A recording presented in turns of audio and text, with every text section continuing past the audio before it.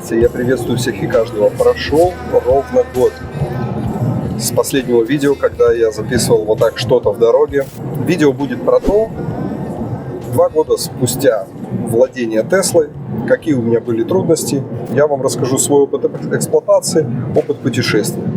Поехали. Мы выехали из Германии, поехали через Францию по бесплатным дорогам. Почему по бесплатным, не по автобанам? Потому что это удобно с семьей ехать, можно остановиться. У нас с собой есть тесловский надувной матрас. У нас есть кемпинг-навес. Сейчас у нас на крыше установлен бокс, в котором лежит наш багаж. И нам ничего не мешает в этой машине спать. Почему мы не останавливаемся в гостинице? Мы пробовали разные варианты от 80 до 150 евро. И все они не подходят. Дорожные вот эти гостиницы, в них не очень хорошо пахнет. Нам очень нравится переночевать в машине, это прикольно. Что по дороге? Мы доехали из Германии в Испанию абсолютно бесплатно. За счет чего? Каждый год Tesla дарит 3000 километров за ГХТ выбросы, вот эта премия. Ты ее продаешь, можешь 100 евро взять на карман, либо получить бесплатный суперчардж на 3000 километров. Но это 3000 километров бруто, потому что климат-контроль, потому что бокс на крыше. По факту 2000 километров. Какой расход? Давайте посмотрим. 1700 километров мы проехали с боксом на крыше, 187, это значит 19 киловатт, можно так сказать. Температура сейчас 40 градусов. Это Tesla Model Y Long Range, берлинская версия с базовым автопилотом. У меня здесь установлен груз на руле, чтобы не дергать этот руль каждые 10 секунд. Установлена вот такая шторка. Для чего она нужна? Чтобы... Если я ее открою и буду смотреть вот сейчас на вас, мне автопилот будет говорить: потрогай руль, поэтому я ее закрываю.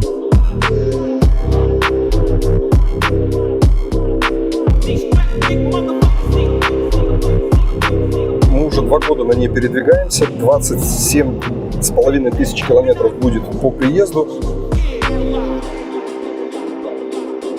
Никаких неисправностей за это время не было, которые бы привели к тому, что мне нужно вызывать эвакуатор. Были щелчки в подвеске, поменяли там рычаги на какие-то модернизированные. Что-то щелкало, когда вращаешь рулем. Были посторонние звуки в багажнике. Поменяли какой-то там крепеж сетки, который груз фиксирует. Она там болталась. А теперь по делу. Обязательно себе берите заглушки на все окна. Я вам сейчас покажу. Вот у меня спит ребенок сзади, и мы установили сейчас одну вот такую заглушку, чтобы ей солнце попросту не светило. В круг у нас вот эти заглушки, мы их устанавливаем на все стекла и зонтик на лобовое стекло. Машина защищена от перегрева, и на потолке сейчас вы можете видеть, у нас вот такая ткань, сверху бокс. Для чего это нужно? Вот эта панорама, она хорошо, когда вы едете на работу, с работы, короткие поездки, безусловно, все классно. Но, ребята, для путешествия это вообще не нужно. И климат-контроль вам будет очень сильно дуть, потому что вот эта крыша, это о недостатках мы сейчас говорим. Крыша, она прозрачная, но снаружи она настолько затонированная черного цвета, что она впитывает в себя тепло, ультрафиолет она не пропускает, загорать мы не будем, только на пляже, но она так нагревается, как батарея, радиатор, знаете, зимой. Поэтому, когда мы устанавливаем вот этот комплект на потолок, тепло не проникает вовнутрь. И мы едем, у нас климат-контроль, система кондиционирования работает на минималках. И внутри вот у нас стоит 20 градусов сейчас. Поэтому с панорамой ехать куда-то в дикие юга, жаркие, когда там 40-45 градусов, обязательно берите вот эти дополнительные себе аксессуары. Обзоры я прикреплю на них. Они очень сильно помогают подготовить машину. У вас порядка получаса потратится времени, если у вас стоит машина вся открытая. Если у вас установлены заглушки, достаточно от 5 до 10 минут вы садитесь на холодное сиденье, у вас холодный руль, у вас все холодное, нет вот этой сковородки. Поэтому обязательно закрывайтесь. В Тесле всегда хочется спать. Довольно-таки мягкая машина, у нас 19-е колеса установлены. По поводу кемпинга также комфортно. Надуваем матрас, ложимся, отдыхаем, спим. Великолепно. То есть для путешествий эта машина просто идеально.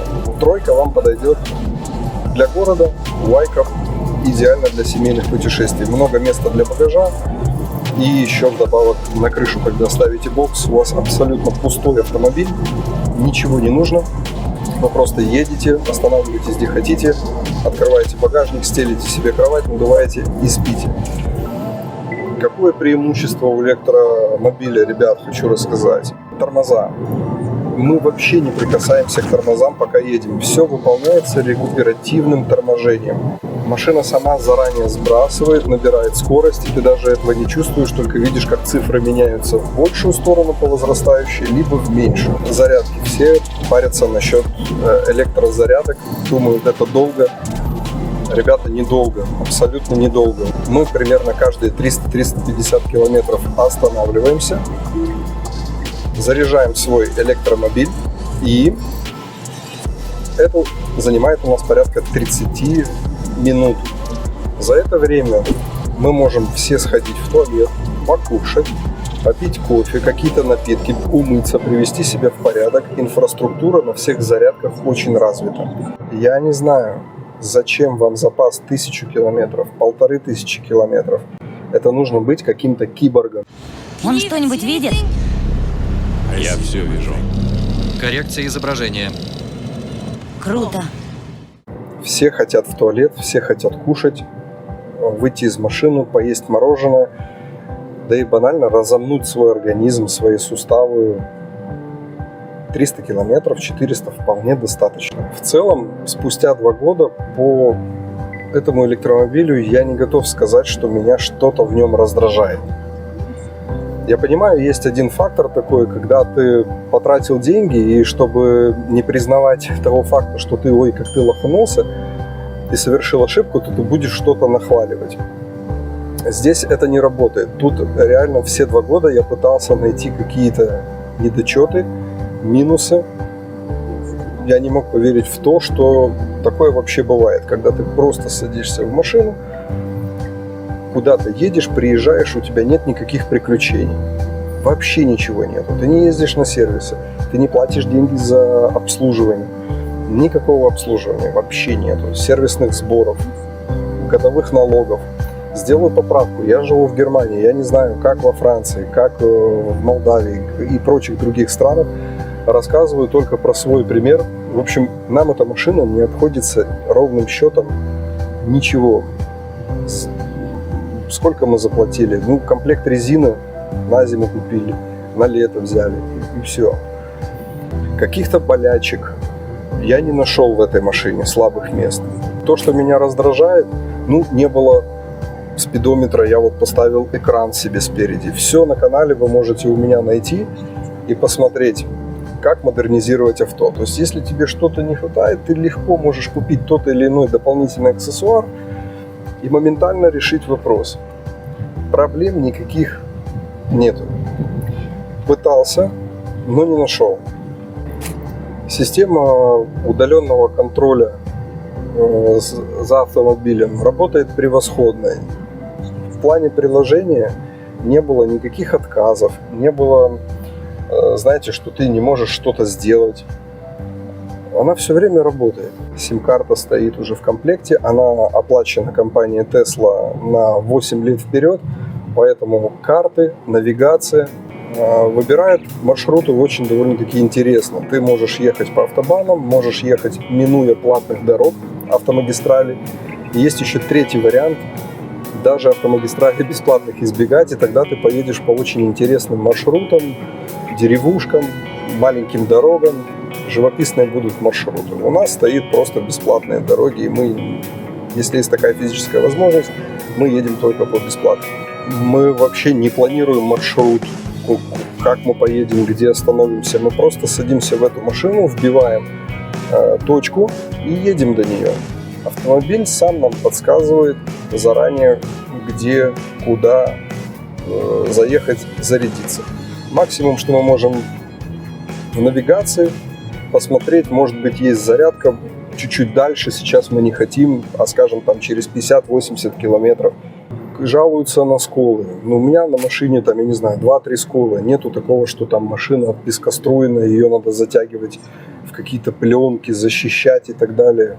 Держишь дистанцию, и у тебя машина целая, стекла целые. Дворники стеклоочистителей вот сейчас буду спустя 2 года менять, они стерлись. Это будет моя первая трата официальная на этот автомобиль в плане обслуживания. Мы взяли этот электромобиль под 0%.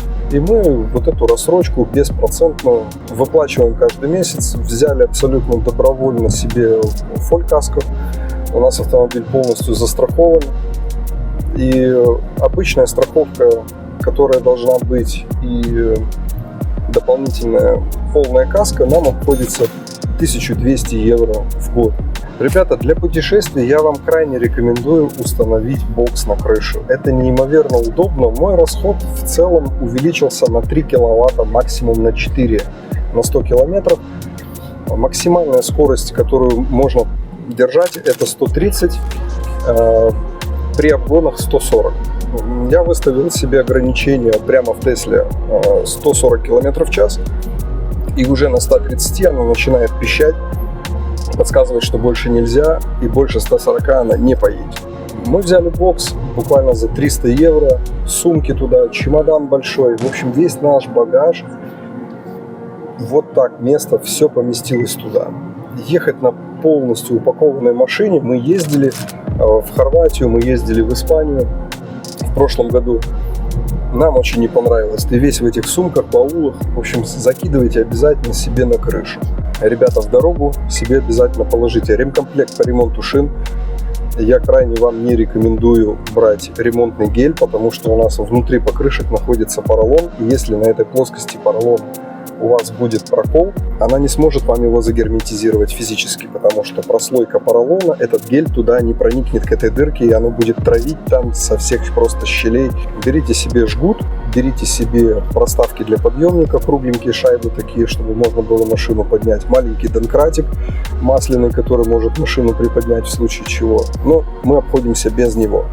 И насос на батарейках, им вы сможете себе накачивать свои матрасы надувные и в том числе регулировать давление в шинах, потому что постоянно на заправках эти подкачки поломаны. Подвожу итог. Электромашина — это очень хорошо, это будущее. Мы едем на автопилоте, мы отдыхаем. Сейчас вот по городу у меня базовый автопилот, я еду, управляю руками, могу включить круиз, и педалью газа вообще здесь не баловаться абсолютно. В общем, напряга никакого нету. Никаких передач, никаких переключений, никаких перегревов, никаких ремней, роликов. Нас сейчас ждет впереди активный серпантин. Мы будем по нему спускаться, подниматься. Мы поехали дальше. Пока-пока. До новых встреч.